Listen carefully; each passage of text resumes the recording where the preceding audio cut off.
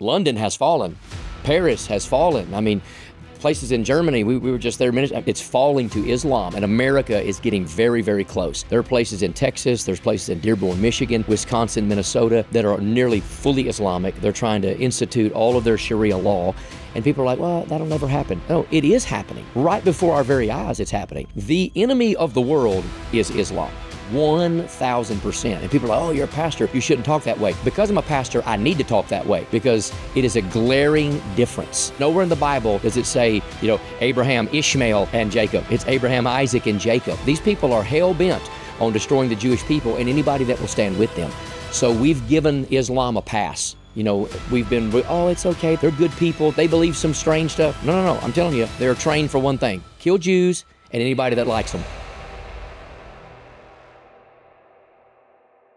Many people know that Israel faces a lot of criticism from abroad, from the world, and some good people are trying to confront those allegations and this criticism.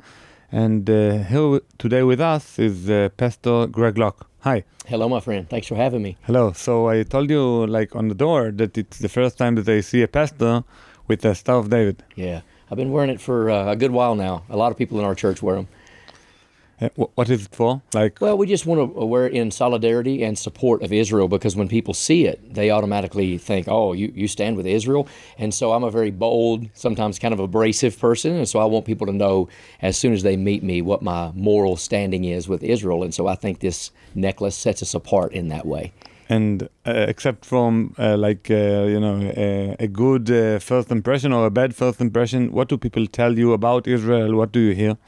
Well, Israel's not really doing well in the social media realm, right? And so the PR monster is really against Israel, and so many people think things are bad here, and it's just constant war and danger and starvation in Gaza, and so that's all they hear. This, what I call the TikTok generation, right? Instagram, and so all they see is a lot of the false videos and the media narrative that's coming out, and so they have a very skewed view of Israel. So most people, by and large, I'd probably say 70-75% of people, they're more standoffish, and when they see things like this, they're like, you're going to have to explain that. Why do you support those people that are committing a genocide, right?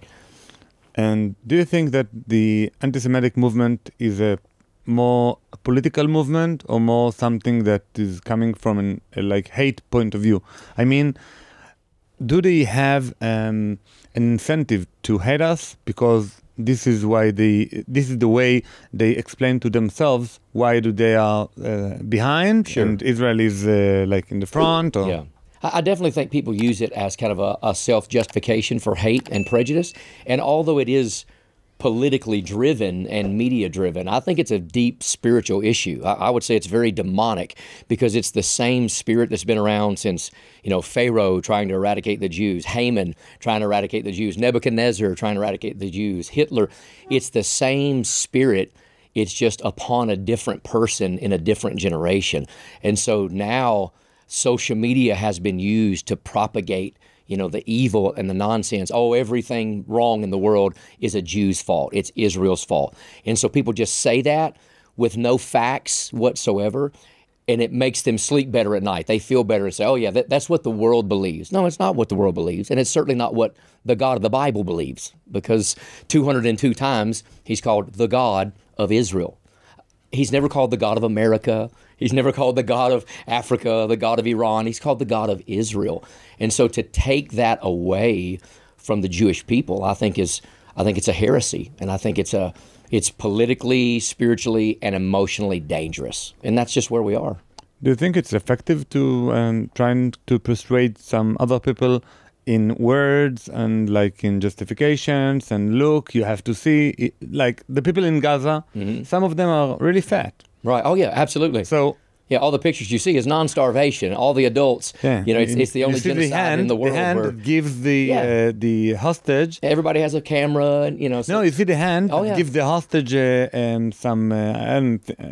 small food. Yeah. And he's starving. Yeah. You see that it's a fat hand. Yeah. So. Oh, absolutely. Well, but people can see that, and the media won't report on that, right? They only want to talk about the starving children and, all Israel's not giving any aid. But it's obvious that Hamas is stealing the aid. We talked yesterday to some private security people that work boots on the ground in Gaza often, and they're from a totally different country. And we asked them, we said, what was your biggest observation? And they said the fact that the media has lied. We've gone into Gaza, there's food everywhere, but their leaders are taking it from the people. And so I very boldly tell people on Twitter and various platforms, look, the only starvation that's really happening in Gaza are the hostages. And this is a war that was not started by Israel. But I can assure you, Israel will finish it and Israel will win. And people don't like to hear that. But I'm going to be on the right side of history. And the people that stand with the Jewish nation will be hated most, but we will be on the right side of history, both politically and biblically. But why can't we make a change and really persuade those people who hate us? Mm-hmm.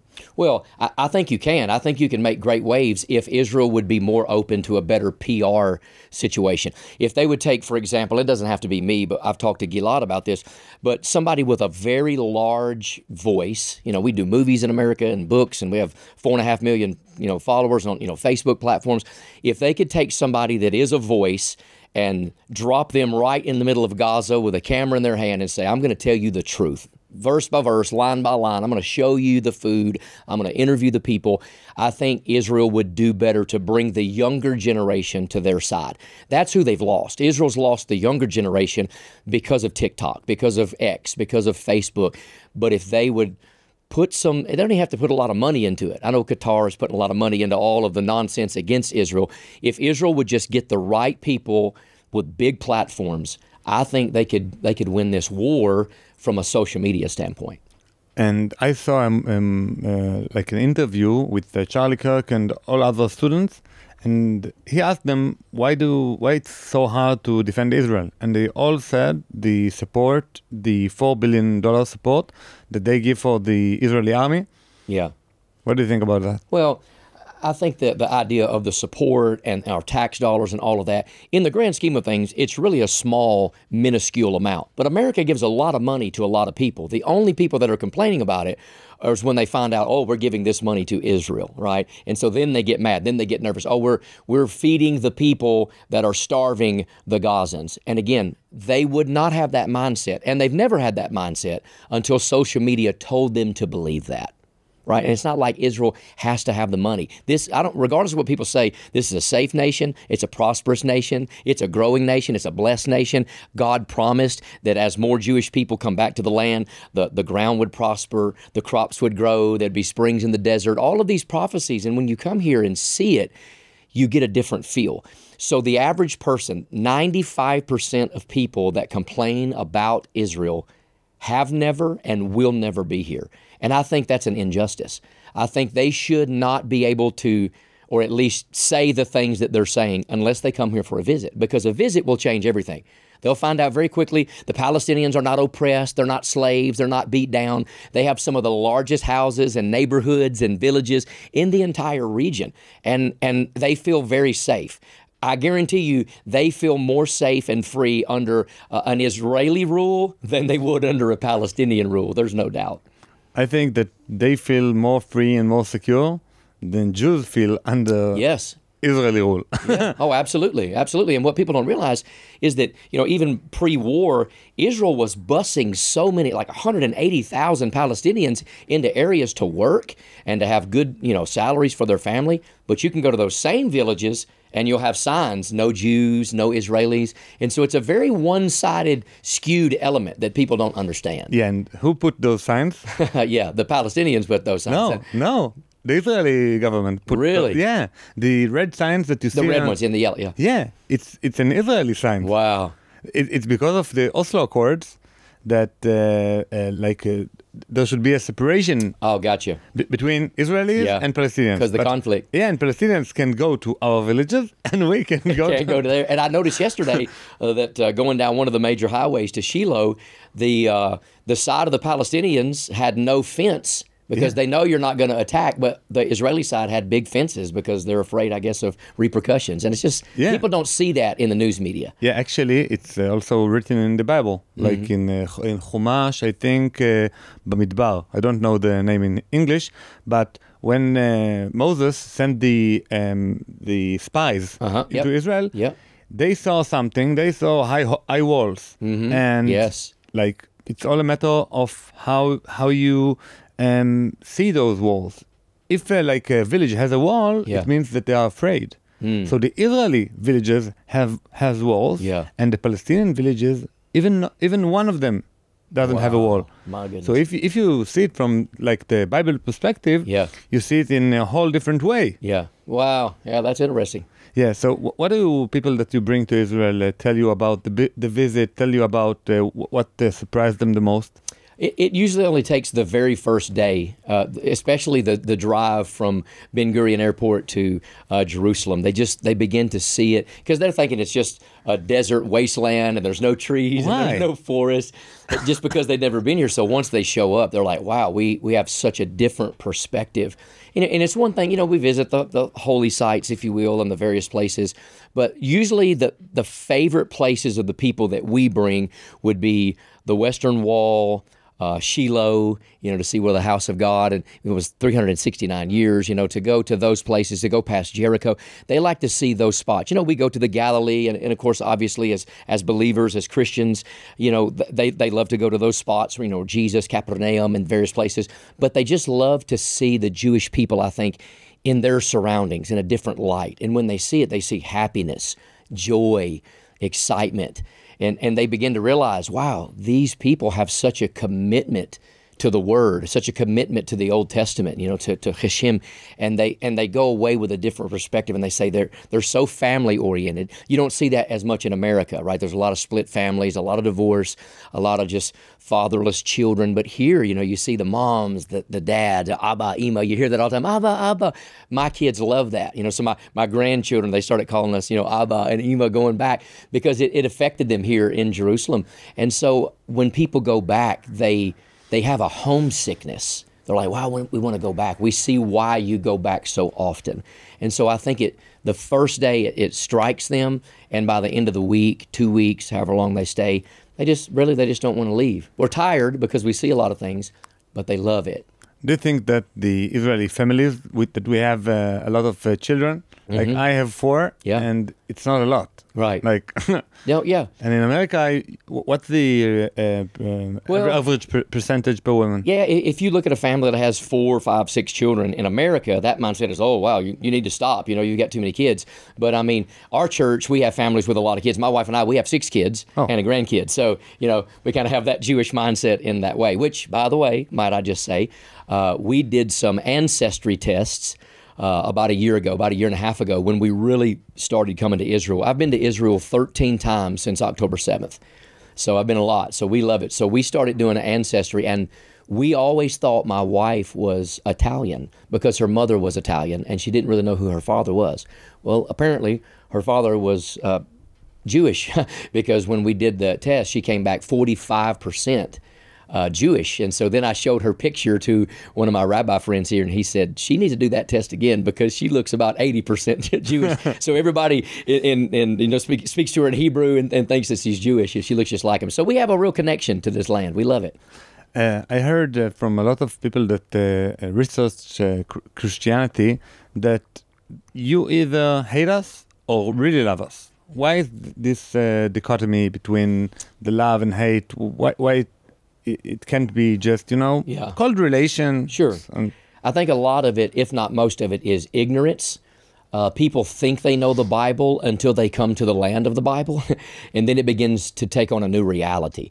Now, one of the things, just to be very candid, is I think the Jewish mindset, the Israeli mindset, is skewed.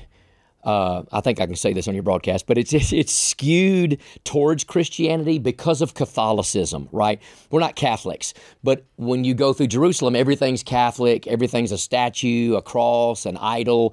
Christianity came here to conquer the land, but that's not real biblical Christianity. That's a lot of man-made idol worship. So I can see why a Jewish person would think of a Christian, wow, you're disobeying the Bible. You're worshiping graven images and statues, and the Catholic Church has not been known to be very Jewish friendly at times. I think maybe the new Pope, because he's an American, he might have a little bit less anti-Semitism, but they've been very skewed from the Catholicism standpoint towards Jews. And so I think Christians have this mindset in America, well, Jews hate us and, you know, they don't care anything about what we believe. But really, Jews have this thinking in their mind that we all think the same way that those Catholic, Church of the Holy Sepulchre and all of that, which I would call utter nonsense, right?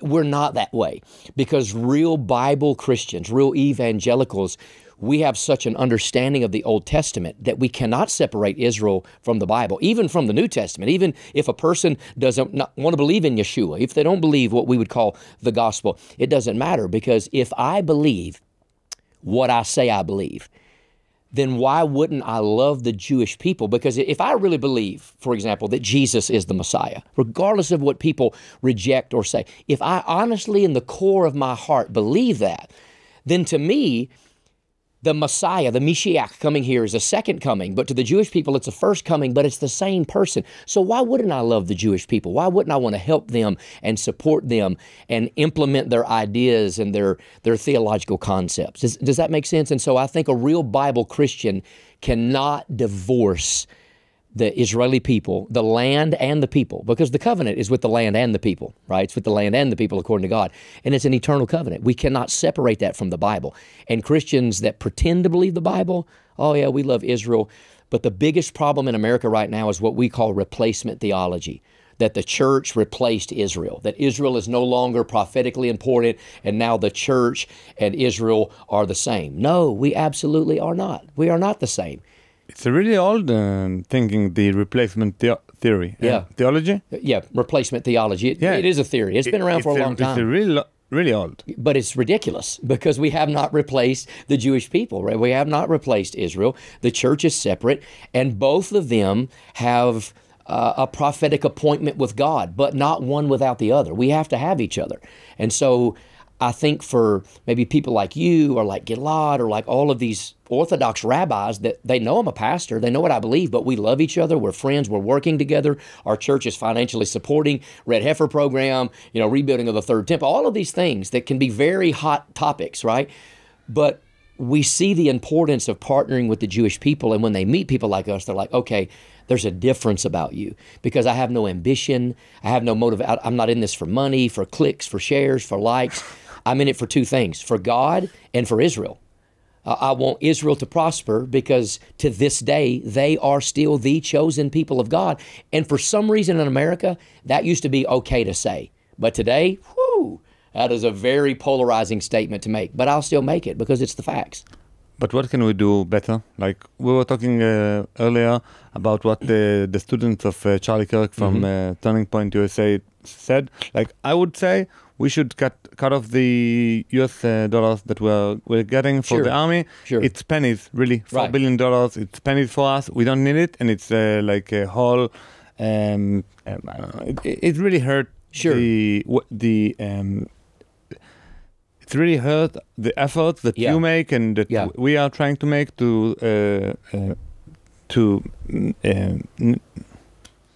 Yeah, I get what you're trying to say. It has really become maybe a poor look, a bad look for some people, and the fact that you don't need it, and maybe that would be good for somebody to stand up and say, what's more? Yeah, what more can we do? We're going to have a lot more conversations like this between people that understand the issues. So like in America, for example, I'm on the biggest media shows on the planet defending Israel, and these people are very anti-Semitic at many times. And the problem is, some of the biggest players in the game have switched. You take people like Stu Peters, the Hodge twins, Candace Owens, Tucker Carlson, Marjorie Taylor Greene. These people at one time, you go back and watch their videos, Israel, Israel, Israel, and now they are, I just call them flaming Jew haters. And it's so discouraging to watch, because they have the ear and the eyes of so many people in that generation. So I've come out very strong against all of them. I used to be on their shows and want to have them on my show. I won't have anything to do with them other than to argue publicly and debate the issue of Israel, because all they want to talk about are the Hamas talking points. All they want to talk about is starvation in Gaza. So we've got to have some very open dialogue like this. And I think even on a broader scale, it's very unusual for a lot of people over here to see an evangelical pastor meeting with multiple rabbis and us getting along, because we believe 90% of the same thing. There's some things that we're going to disagree with, but as far as the Old Testament is concerned, we're spot on. We believe the exact same stuff. We just come about it at a different angle. But we also have the same landing spot. And I think if we can have dialogue like this, both here and there, it's going to help Israel a ton. Except doing a good media. What else can we do? Maybe strategically, maybe like on the ground, like the war in Gaza. Yeah. Let's say, if it was like more brutal and the shorter war, I think that Israel would be doing better in the media sphere. Yeah. Because it will be short, very brutal, much so. Maybe deadly. Yeah. But people don't have really the patience for long wars, even though it's not their wars. My friends got killed, not their friends. So what do they care? Yeah, and I do. That's a good point, because I think the longevity of it is what has been the bad public relations nightmare for Israel. Because, you would probably believe the same thing. I think it should have been very swift, very quick, be done, and let's get our hostages home and be done with it. I came out very strong. We had always supported Israel, and I had been invited here many times. But October the 7th, it kind of changed everything for me and for my wife, for the church, and it really emboldened us for the Jewish people. And of course, I got to see a lot of that horrific footage that, a lot of people haven't seen. But the longevity of drawing this thing out has not been good for Israel. And so I think Netanyahu and everybody that he's working with, I know they've said, we're going to go in, just take the whole strip. It should have been done long ago. Just get it done, stop the bleeding, and move forward. Because even people can be mad politically, but biblically, Gaza will be 100% Jewish again. They should have never gave it up when they gave it up. It was the worst thing that ever happened to Gaza when it quit being Jewish, because they burned down all your stuff and stripping all the, copper wires. And it didn't take 24 hours for the Palestinians to receive something that they said they wanted, but to disrespect it overnight. And now look at what happened. And people say, oh, look how beautiful Gaza used to be, and now it's a desolation. Well, let me tell you why Gaza was so beautiful. Because Jews built it. Because Israel built Gaza to be as beautiful as it was, and then they left it. And what people don't recognize is IDF soldiers had to drag Jewish people out of their homes. See, in America, we don't understand this. They forcibly made them vacate to give the Palestinians what they wanted. And then what did they get? They got something good, turned it into something horrific, and now we're in war. And I believe Israel should have just went in and just dealt with the whole thing quickly and swiftly. And I think because they haven't, it's a bad look.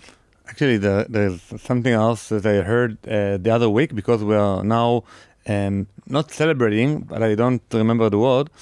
Now we are 20 years after the evacuation of Gaza. Mm-hmm. We, commemorate this horrible event. And I heard from someone that was in agriculture in the Gaza Strip that he got a phone call like a month after he was evacuated from his home. And it was one of his workers, a Palestinian worker that was working for him for 10 years. So he had the expertise. He knew what he's doing. It was the same, it was the same plant. Everything was the same, except that Jews didn't control the land. And he called and he said, nothing's growing. We give the same water, the same everything, and nothing grows. Wow. What can we do better? And it's like the old prophecy from the Bible that the land, if it wouldn't be Israeli or Jewish, it wouldn't be prosper. 100%. And people get mad when they hear that, but it's in the Bible. You cannot change it. It's going to happen that way. Do you know the pictures from 19th century, of Mark Twain? Yes. You know Mark Twain, something... I think you said it was like a barren wasteland, no trees and no villages, and then... 77 years now since 1948, since Israel became a state, then it's just blossomed. And then it's interesting because when I found out about the fires that took place, some time ago, the American news media, of course, we're on 9 hours difference, 8 hours difference. So the American news media got that probably about 7 o'clock, 8 o'clock in the morning. I think it was on a Wednesday that we got the horrible news that everything was on fire. By 4 o'clock that afternoon, I was in the air flying here because we have so many friends and people that we consider family. And so I flew here during that time, and I thought it was interesting that here's all this growth But again, the enemies of Israel is like, we're going to take care of the growth. We're going to fix that growth, because we know that this was not some natural disaster. And so it's like they're jealous when they see God prosper the land. And so they want the land, but they disrespect the land. And they're never going to be happy until there's no Jewish people whatsoever. So just burn the whole thing down. And so you have these college campus students in America that are so ignorant. I fault their parents. From the river to the sea, Palestine will be free. Number one, they don't know what river. They don't know what sea. And they have no idea that what that means is the eradication of Israel. That's what that statement means. Wipe out the Jews and we will be free. Well, first of all, Palestinians are more free in Israel than they would be in any other Middle Eastern country on the planet. It's the only democratic state around. And secondarily, it's predictive, it's prophetic that this land belongs to God, and these people, if you will, on the other side, they're never going to be happy until they get it. So they're never going to be happy because God's not going to give it to them. This land belongs to the Jewish people. And so the ignorance in America is nauseating because they think everybody here is oppressed and they're slaves and they're beat down and they're starving to death. Whereas, again, drive through a Palestinian neighborhood if you're able to. They have big houses, lots of stuff. They've taken over. People don't understand. You have 45,000 people that live inside the walls of the old city. 45,000 people. Only 10,000 are Jewish, right? Then 10,000 Christians, and that's kind of a loose terminology. Then, 25,000 Islamic people. And everybody's kind of living in peace. And when people come here, they're shocked by that. And I think that's why a lot of people won't come, because they know when they come to Israel, their narrative will be destroyed. This is the reason? Yeah, I think it's a big reason. I think they know if they show up, that they will not be able to bark the way that they're barking because they're going to find out, we've been lied to. What is your best talking points to someone who is not a believer? You'll talk about the Bible a lot, about the prophecies a lot, but how can you mitigate those talking points to someone who doesn't believe in the Bible? Well, just like when I get on some of these larger shows, I'll be on one in Las Vegas just a couple of weeks, and he wants to talk about Israel, of course. But I always let them know that not everything, but 95% of everything I say about Israel is through the lens of Scripture, through the Old Testament, right? Let's just, of course I believe in Yeshua, of course I believe in the New Testament, but let's just say the 39 books of the Old Testament, Genesis to Malachi. I tell them, look, everything I believe has to be viewed through that lens. So politically, economically, whether it's war or whatever, I have to, when they have me on their shows, even as people who aren't believers, I have to let them know I'm going to always come back to the foundation of the Bible. I'm always going to come back to the Torah. I'm always going to come back to this is what the prophets said. So if they don't like that, that's kind of my rule going into it. But there's plenty of talking points even without without the Bible. And again, you can just show people what is actually happening here, but they don't want to hear that. They want to believe starvation. They want to believe genocide because it gives them a reason to hate Jewish people. The Jewish people spit on Christians and they hate Christians and they're bombing churches and they're blah, blah, blah. It's all they hear, and it's so constant. So the videos of Hamas stealing the aid, for example, that doesn't get shared. They'll see that, that's AI. But all this other nonsense apparently is not AI. And people just want to believe it because the Jewish people for 4,000 years have always been the scapegoat of history. Everybody wants to use them as the bad guys. You're the bad guys, you're the bad guys, you're the bad guys. And here's what I tell people. You take the Red Sea crossing, you take manna from heaven, you take any miracle in the Bible just about that you want to. The biggest miracle in the entire world is the fact that the Jewish people still exist. They have been the most hated, the most misunderstood, the most judged, criticized, and persecuted people on the planet. And what do? They flourish. Having children like rabbits, right? They flourish. And all over the world, you still have this small group of people that are still the sons and daughters and in the covenant promise of Abraham, Isaac, and Jacob. And the devil cannot stop them, no matter what he does. No matter how many Hitlers, no matter how many Hamans, it doesn't matter. God always has a Esther. God always has a Daniel, a Shadrach, a Meshach, and Abednego. He always has a Cyrus, right? He always has somebody that's going to come to the aid of the Jewish people. Always. How many people do your believers think that the Israeli nation is about? How many millions do they think? Most people would have no idea. That they wouldn't understand the population, or would they understand the population of the world of how many Jewish people? Yeah. I think most people would think, oh, they're just going to overrun the entire world. I'm like, no, it's a very minute population of people. It's not very big. We're talking like maybe 16 million people, on a good day. On a good day. And 15 too, something like that. And they're thinking there's hundreds of millions. Whereas if you look at the genealogical record, you're probably from Abraham to you sitting here, maybe 100 million Jews in the history of the entire world, probably, for the most part, give or take. Yeah. And they're thinking that there are these billions and billions. That's just not. It's just a smaller group of people, little bitty, tiny state the size of New Jersey. And people have this skewed idea that you are just the barbarians that are going to overtake the world. And they only believe that because somebody told them to believe that. It's the only reason. Do you think that people talk enough about the Muslim Brothers in America, the Muslim Brothers in Europe, like those jihadists? Right. Like Muslim Brothers, I mean Hamas. Right. Hamas is part of a larger Islamic movement, which is called the Muslim Brothers, that was founded in Egypt. Yep. Yeah. Well, there's a movement right now in America from those of us that are very politically conservative. The American government needs to consider the Muslim Brotherhood an absolute terrorist organization. And the fact that they don't is very telling. They need to say something about that. Europe's finding out very, very quickly. I mean, Europe is being completely overrun. So the people that would, for example, go to our church where I minister, where I lead, they would all understand the issues. We have a large congregation and a very large following, so they would understand where we are with the terrorist understanding and the difference between, Israel and Islam. But for the most part, people are just accepting it. Oh, yeah, they're just family. Let them believe what they want to. And that's how they reproduce so rapidly, and that's how they overtake a civilization. I was just speaking at a church in London not long ago. London has fallen. I mean, Paris has fallen. I mean, places in Germany, we were just there a minute. It's falling to Islam, and America is getting very, very close. There are places in Texas, there's places in Dearborn, Michigan, Wisconsin, Minnesota that are nearly fully Islamic. They're trying to institute all of their Sharia law, and people are like, well, that'll never happen. No, it is happening. Right before our very eyes, it's happening.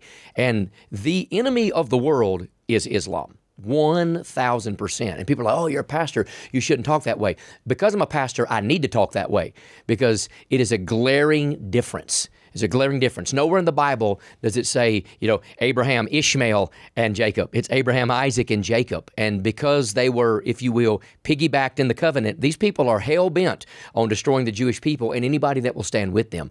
So we've given Islam a pass.